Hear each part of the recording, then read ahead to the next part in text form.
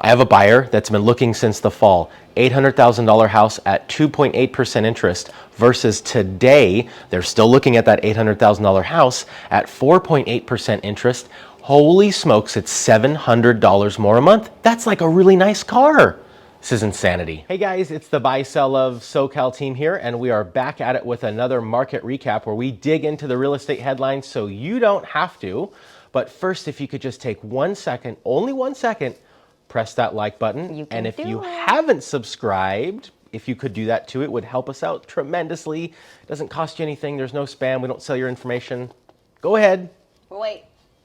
Okay, thanks so much. That helps out a lot. So let's get into the headlines. All right. Well, you were just saying how much it has increased quickly to borrow money. Like, it's crazy. It has not gone up this much this quickly since I was an infant. It's wow. the largest 3-month increase since 1987. Wow. That's wild. So people really need to pay attention. If you've been looking at buying Right. for a while, Where it's going to go. you got to look and see how much your budget is, because it's not based on that home price number. It's based on your monthly. And right? what about for those sellers too? It's like, if those rates are going to go up, sell now. Like, let's get going.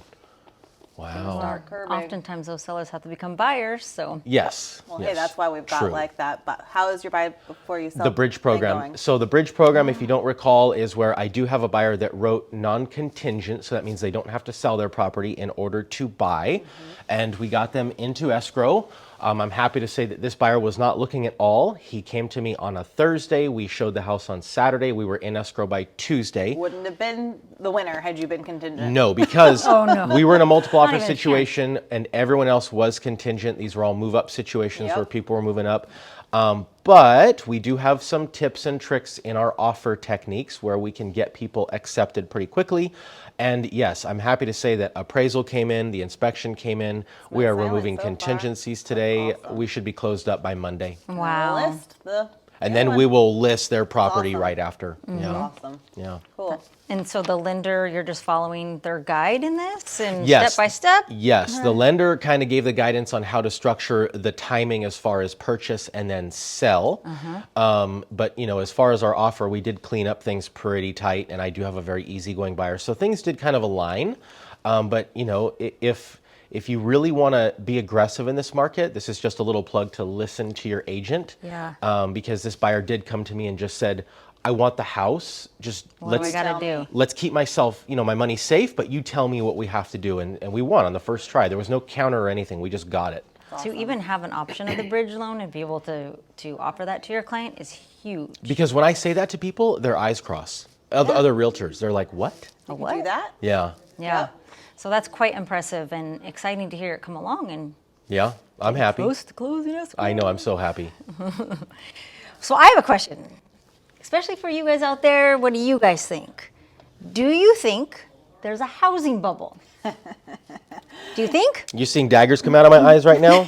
Okay, well, according to Redfin, a report they did, 77% of consumers believe there is a housing bubble. I think that's true, That they believe it. that they believe it. Yes. So I'm going to read a little bit because I get nervous and I forget what I'm going to say. So housing bubbles occur when home prices reach unsustainable growth. Okay. We're getting there with your talk about the interest rates and how that has to balance and, you know, to make sure you know what your rate is and how that affects your affordability.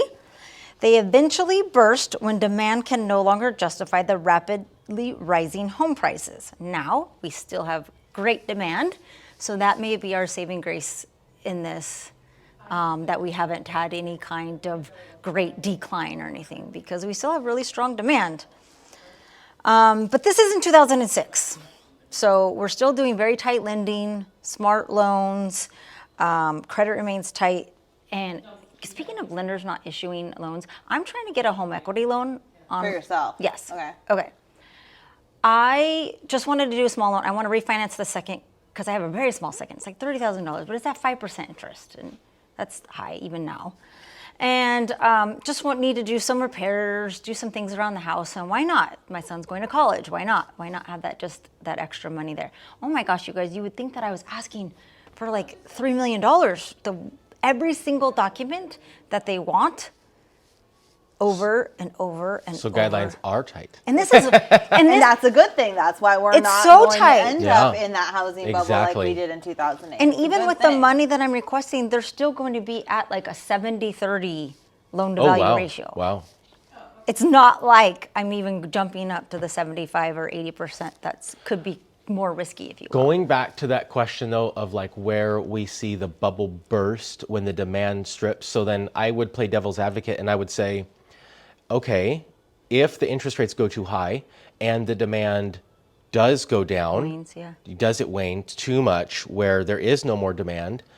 I think that the only thing that we have working in our favor right now to prevent that bubble from bursting is the low inventory. And we've harped on this so much, but simply you cannot have that much negotiation without the inventory. Yeah. Because if you take a neighborhood and there's low demand in that neighborhood or whatever, one city, like we'll talk for Brea, for example, maybe there's 20 homes for sale in Brea right now, you still can't have huge, massive drops or a bubble bursting. When we talk about a bubble bursting, we talk about massive price drops. You can't have that with the low inventory. You just Well, can't. I mean, I know mortgage rates have increased so much, so you may be pricing out people who were financed, but in every multiple offer situation, you were getting multiple cash offers. There's no reason for those to stop. No. Those people are still looking to buy, and the inventory is still low, so you're still seeing multiple offers. It's just, you saw 20 and now you see 10, and so Right. I think Redfin's chief economist put it as we're watching closely to see whether the market slows from 100 miles per hour to 90 or from 100 miles per hour to 75. Yeah. We're not expecting this bursting bubble. We're expecting a Tempering. we need very that. good word. We need that to make it more healthy. The so. the other pushback I get from people when I have this discussion is they're like, what about short sales and foreclosures? Those are going to drown the market. And it's like foreclosures Everybody with the has wholesale equity market, you guys now. that we've seen, they're not even hitting the market. People have between 20 and 30% equity on the average, with Yeah. some people being even more over just the past 3 years. That's another drastic difference other than the mortgage lending being stricter. people aren't- have equity now, and they Right. didn't in 2008. People were leveraged to the hilt. So Well, as a one-off, we have a file going right now that is a tough situation where the lender could foreclose in 2 seconds, but they're just not. Oh my They're gosh. just not. It's been years these people have been able to not get in that situation, a foreclosure situation. Yeah. So they're not anxious to get foreclosures, right? They're just Put not. them on. No, they're not. I mean, the bottom line here is NAR, the National Association of Realtors, predicts price growth to moderate between 3 and 5%, which is more Sure. normal. Yeah, that's market. normal. So that's That'd be a good, strong, normal year. yeah, right. very far from a bubble. That's just good and normal, and we'll So be happy to TBD, see none of it. us have a crystal ball, but Right. it's interesting that 77% of consumers believe there's a housing bubble. So Doesn't surprise me. It's what I keep hearing from people, but Mm-hmm. all signs point to that just not being right. So, we'll see, right? have you guys seen this assembly bill that is going on in California right now? AB 1771. They are No, I'm just proposing. kidding. It's awful. It is terrible. It is terrible. So they are proposing basically a flip tax where 25% capital gains tax if you sell a home within the first 3 years of buying it. There's a couple of carve outs, right? What were they, Danielle? I think- Oh no, yeah, because I dug into that yesterday because it was the headline is quite. When you see the 25% tax if you sell your home within 3 years, you're like, what?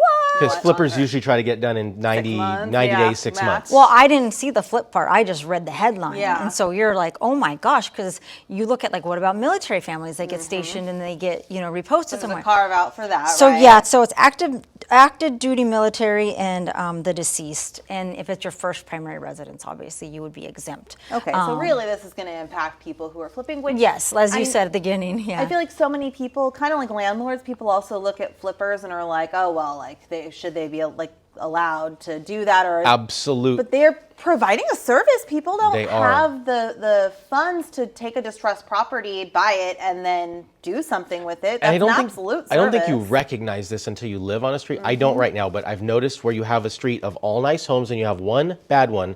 If you talk to those neighbors in that street, if they ever see a realtor, they're like, "Do you have any investors? Like, can you What's that bring called? them to this Functional property?" obsolescence or something like that brings property values down based off something in the community, a property like Yes, that. yeah, because it will bring the values down. Because all those neighbors are like, "How am I going to sell and get top dollar if, homeboy over there has a van in his front yard, and the weeds are overgrowing, and the roof is caving in. The flipper Flippers doesn't. absolutely provide a service. So yeah, and you let them make their money. Gosh, I mean, what will this do to just properties are going to sit around distressed? Like, I can just only imagine this bringing down quality of life in California so much if something like this passes. Okay, but additionally, so the flippers that we work with specifically, his motto is value add. And what a value add is, where they take a single family house on a large lot and then build an ADU in the backyard. Now, that might be controversial, right? Adding more than one house to a lot. But we have a housing crisis, That is so- fixing the housing crisis. So he is single-handedly trying to do his part to fix the housing crisis.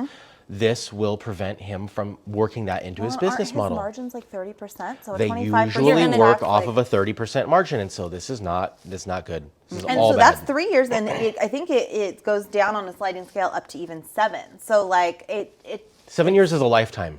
Right. Most people move out of their house in 7 years. This has not passed yet. If it passes, it'll go into effect January 2023. So if this is something that you feel strongly about, I would encourage you to pick up the phone, send an email to your legislator, tell them, because it's going to increase taxes, it does require a 2/3 vote on both chambers of the California legislature. But I mean, we have a supermajority on the side that likes to increase taxes, and so that's not that difficult. So pick up the phone and tell Yeah, people no that this is a bad bueno. idea. Yeah. No bueno. Bad idea. No.